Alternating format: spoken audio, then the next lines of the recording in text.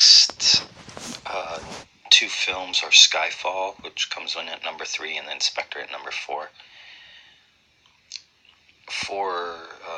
The reason Skyfall's in this chronology is pretty self-explanatory, because it finishes out Craig's M,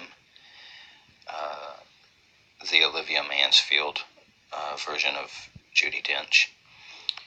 And it also introduces the new M, the new Q, and the new Moneypenny. Bill Tanner returns as Chief of Staff. In regards to the new M, Q, and Moneypenny, we see them carry on the Spectre. So that's an obvious flow. Casino Royale, Quantum of Solace, Skyfall, and Spectre are obvious flows. Some continuity things. And when I do continuity, it's not just to connect the different films, but it's more so I'm looking for continuity of the James Bond character throughout all the films for evidence that he's the same. So I gave the Casino Royale and Quantum of Solace continuities. But here in this one, we have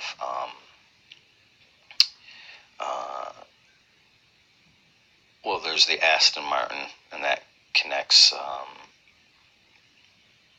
Craig to Connery.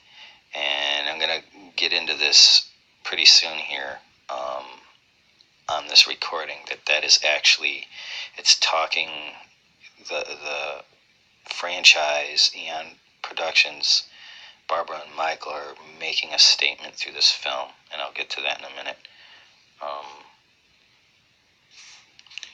And like I said, these 4 films are origin pieces, so each 4 of them, these first 4 are going to have aspects of the origins of Bond, like Casino Royale was the origin of his 00 and him becoming Bond, the origin of him and Vesper's relationship. Quantum of Solace was a continuation of that, which was the filling of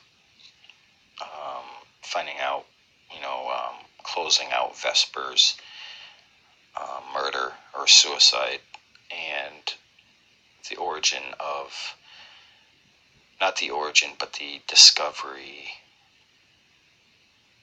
beginnings of Spectre and Quantum. And this one is an origin piece on Bond's upbringing, where he came from, that he's an orphan. And that's another continuity issue, is just his orphan, him being an orphan. And the connection to Craig, to the other Bonds for this film, is actually with Pierce Brosnan. When Bond goes to Madeline Swan and he gives an interview, they have a discussion about Bond's parents, and he says they died in a climbing accident which caused him to be an orphan. Well, and what's funny is, this is actually, you know what? I'm getting ahead of myself. That's Inspector, so I'm just going to skip that for now. But Bond's parents' death in the tombstones in GoldenEye, there's a conversation that Bond has about him being an orphan. Moving on, debunking the whole multiple Bond thing for this is that the butler Kincaid calls him James Bond. And then also, when you look at his parents' tombstones, those say the last name is Bond.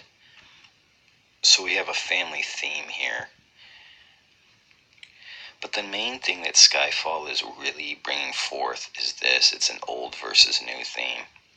And basically, what they're saying is they noticed, and I noticed this too, is when Casino Royale and Quantum of Solace came out, the old fans and the new fans didn't really see eye to eye in regards to what's happening with Bond. The old fans, they disliked the new additions and the change in Bond, and they kind of wanted the old Bond back. They didn't want this grittier, fast-paced fighting Bond. Whereas the new fans, they really kind of embraced this new Bond, this Daniel Craig, and they didn't really look back at the old films, and because they consider them campy. I have a theory about that in regards to, I don't think Bond was campy until Austin Powers. Austin Powers really ruined James Bond.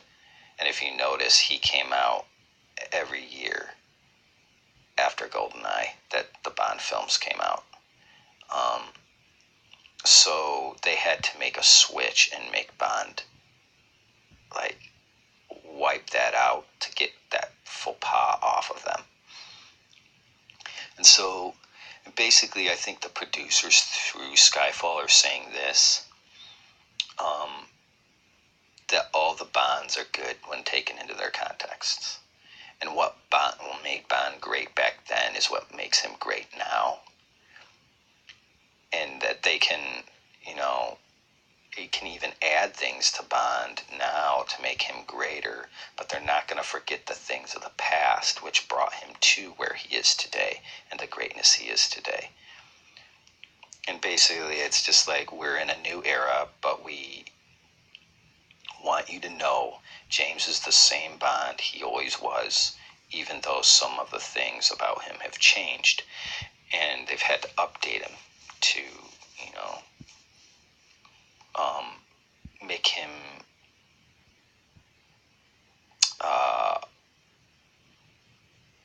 appealing or relating with this newer fan base. So, but they're not neglecting the old things, and that's what they mean by bringing in the Aston Martin. It's not to be a literal symbol of, James has his Aston Martin. It's more of symbolic of the old, maintaining old things, but getting rid of some of the old things, and that's where the pen comes in handy, where they're like, okay, we're going to do less gadgets. So they have this, they're trying to balance this conflict of the old and new.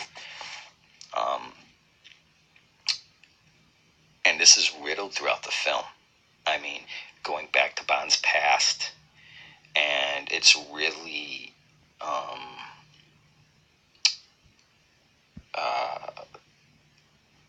and you see it in M's poem when she's standing, or she's at the court hearing, where she says, England's not as great of a country as it used to be, where they shook heaven, or they moved heaven and earth, and that the agency MI6 is changing. It's not like it used to be. It's not as, but they're still effectual. And I think it's a vision by Michael and Barbara to go back to Bond's roots, what they always wanted to do from the beginning, and just carry that desire out.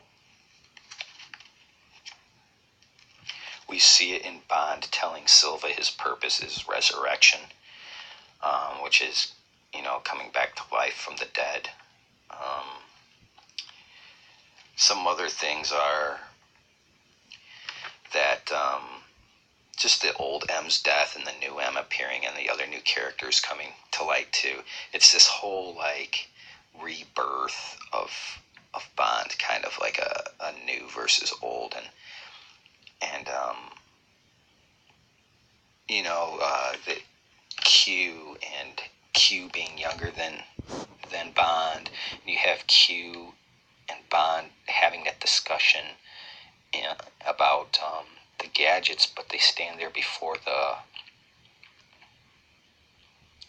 picture, the painting, and they discuss the old ship. And, you know, Q kind of makes some mockery things about the old age, and Bond makes, jokes back about him, still having spots. He's still young, and not as experienced as he is. And I think there's a parallel with Bond too. Bond is symbolic of the franchise. He's not literally old. I don't think that's what they're saying, because at the beginning of the film, he fights very well, fights fine. There's nothing wrong with him. And at the beginning of, and during the movie of Spectre, he fights fine, and there's nothing, he hasn't slowed pace. And some people threw out there that this is years later, but I only think it's like only a couple years, maybe 2 at the most. I don't think it's that much of a length and distance for, or a length of time that is separated. I think it's just the franchise is being symbolic because it's the 50th year anniversary. So, but I think, and in answer to that, what slows Bond down during that time isn't that he's old. He's older, yes, but he's not old. And what slows down that time is because he got shot and fell off into the water, and basically, like he said, he's in resurrection, and he's missed a step because he hasn't been in service for very long. And M even writes his obituary, so there's this sense of like he's gone for at least 6 months, and he's missed a step because he's hiding out training, and missing out on training and